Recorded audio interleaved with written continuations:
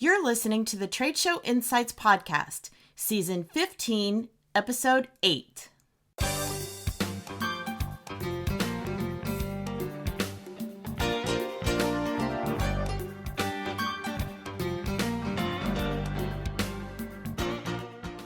I'm your host and exhibit marketing strategist, Marlis Arnold, bringing you tools to improve your exhibit results. On today's episode, brought to you by the Exhibit Marketers Cafe, we're focusing on you and how you can take care of yourself both now and into the future during both good and bad times.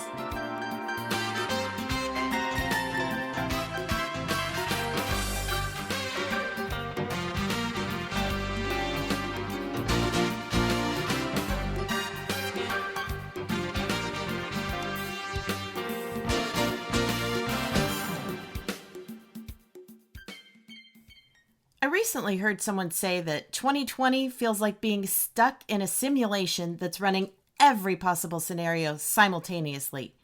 No wonder we're all exhausted. That's why on one of our weekly virtual lunches, we focused on ways to take care of yourself throughout all this madness. So in case you missed it, here are some ideas for you, broken down into 3 basic categories. The first is play. As you may have already discovered, a lot of that can take place online. Today, there are all kinds of online activities available that we never knew existed before. Basically, the idea of play is to engage your inner child. Do something fun, whether it's by yourself or with your family, like get moving, get exercising, get out in nature, go for walks. To be able to get out in nature and get some fresh air and some sunshine, that's really important. You could celebrate a new holiday. There are numerous websites listing all kinds of wild and crazy holidays for any day of the year. Just Google something like every day is a holiday or daily holidays. You can gamify things, even your daily tasks. I have an app on my phone that gamifies my habits. One is exercise, and since I'm a big tea fan, one is drinking my tea every day. One is posting on social media, and one is doing my daily devotions. So those are my 4 activities every day. And if I'm consistent, the app tells me I've achieved, say, a 600 plus day streak. So gamify things to make it fun. Even your work, gamify your tasks.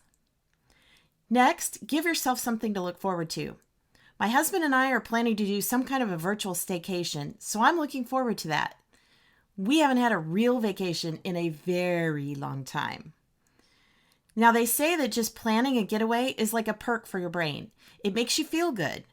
So just the aspect of planning the event improves your mood. Now, the next category is chill. I think this one is a challenge for a lot of us in the trade show and events world. We don't take time to chill because we're going all the time. And now, we don't really know what to do because we don't comprehend the whole kick back and just chill idea. So here are a few key things you can do.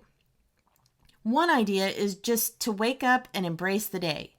Now, I am not a morning person. You're not going to see me at 6:30 in the morning anywhere unless I'm forced to. But no matter what time it is, you can embrace the day with a morning routine. Now, that part of my life hasn't changed too much because I work from home.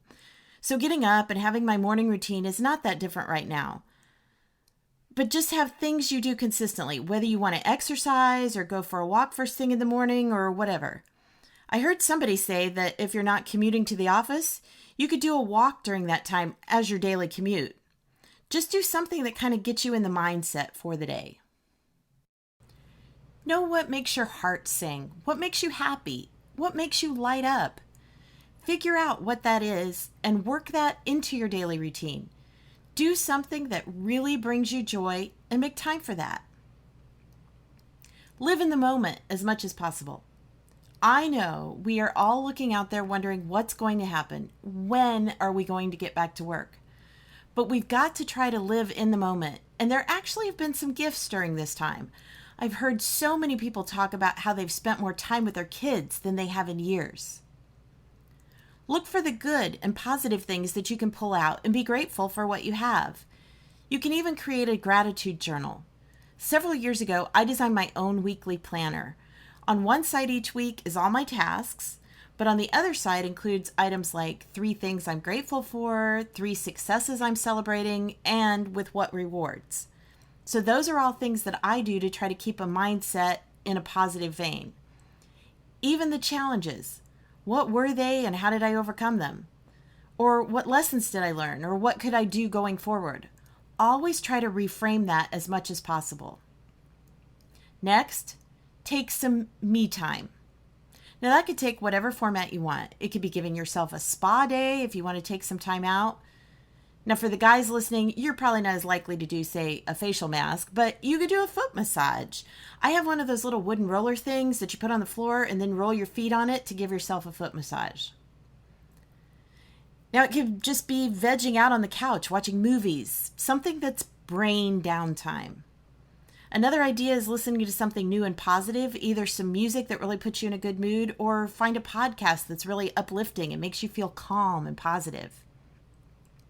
Another activity is to review mementos and photos. Get out a family photo album, or these days simply flip through your phone. Who has a photo album, right? We talked about virtual getaways. If you've got pictures of trips you've taken in the past, pull those out and kind of remember back. Even sit with your family and talk about the things that you did on that trip or the great places that you saw.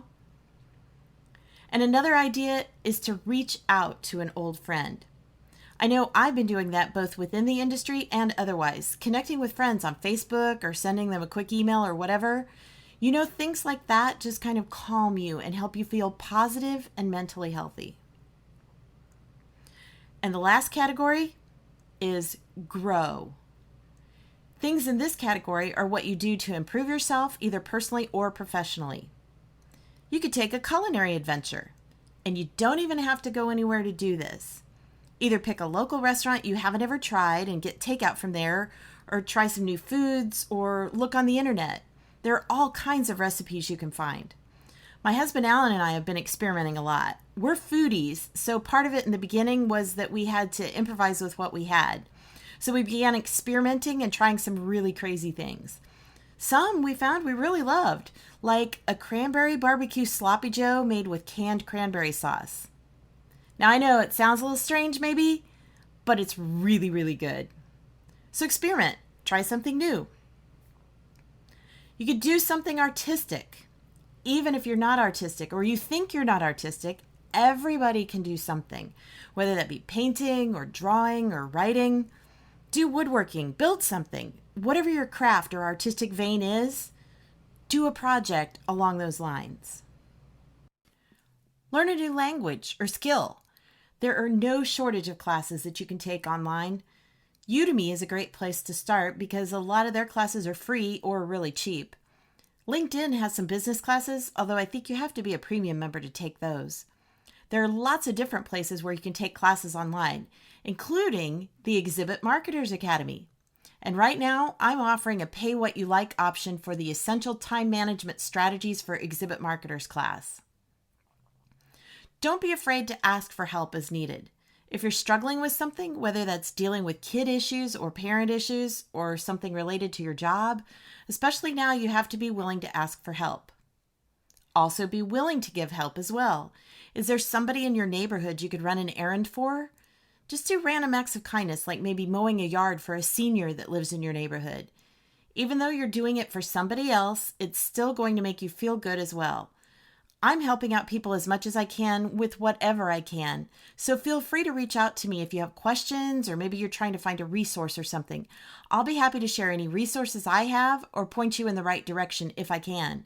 And be sure to join us for weekly virtual lunch in the Exhibit Marketers Cafe, where we come together to support one another. We start up again on August 11th, and you can find the details at exhibitmarketerscafe.com/virtual lunch. So remember, take time to play, chill, and grow. Because as my aunt once wrote in a letter to me, take care of yourself because the world needs more good people.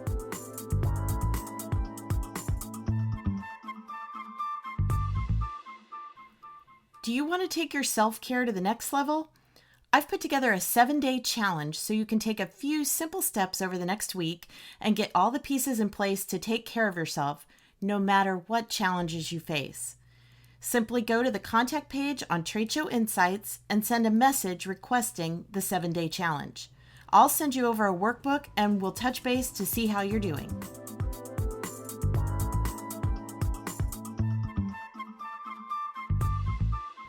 Want to join the Trade Show Insights podcast listeners VIP group? We've been invited to participate in the beta program for a new podcast app, and it's totally free. Simply search for Listen App, 2 words, on your Apple or Android store, then download and open the app. Search for Trade Show Insights, then click the red subscribe button, enter the invite code Tuesday to get your VIP membership. Trade Show Insights is protected by the Creative Commons copyright license. You may feel free to share this recording with colleagues or embed it on your own blog as long as it's shared in its entirety and is not used for commercial purposes. To learn more, please see the link in the sidebar of the show notes at tradeshowinsights.com. Well, that's it for this episode of Trade Show Insights. Be sure to check out our show notes and archives at tradeshowinsights.com. You can also connect with me using the social media links or contact page on the site. I'm Marlis Arnold. Thanks for listening, and be sure to join us next time for more tools to improve your exhibit results.